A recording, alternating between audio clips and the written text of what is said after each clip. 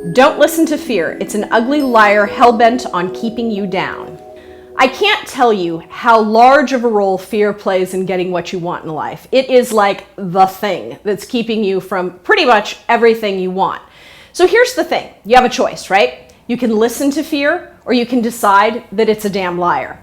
And you're going to do what you want regardless of what it tells you. So in terms of making this actionable for you, I want to think of all the things you're afraid of. So really hone in on one of the things you really want to do for yourself. Whatever it is. You'd like to, start becoming a triathlete, and you think, ooh, that really scares me because that's going to be a lot of work and discipline. Whatever the thing is that you really want to do, I want you to think about that and think about what you're afraid of. Like, what is the fear that's getting in your way? And I can tell you, if you face that fear and sort of say, you know what, I still feel it, but I need to sort of push it over, because for me, that's really the defining difference. It's not about trying to eradicate the fear, because quite frankly, you won't. And anybody who tells you that is really doing you a disservice. I think it's really about managing your fear and not listening to it, not behaving in a way or letting your life be dictated by the fear.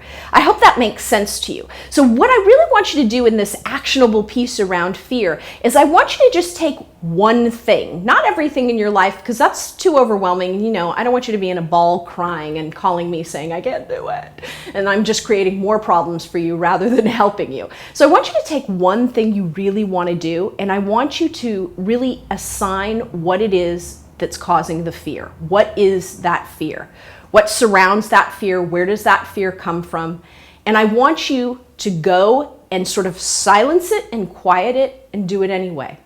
I'm going to give you some really concrete examples of this because I think that's important. I want you to see this as actionable and something you can go and do, not something that's theoretical.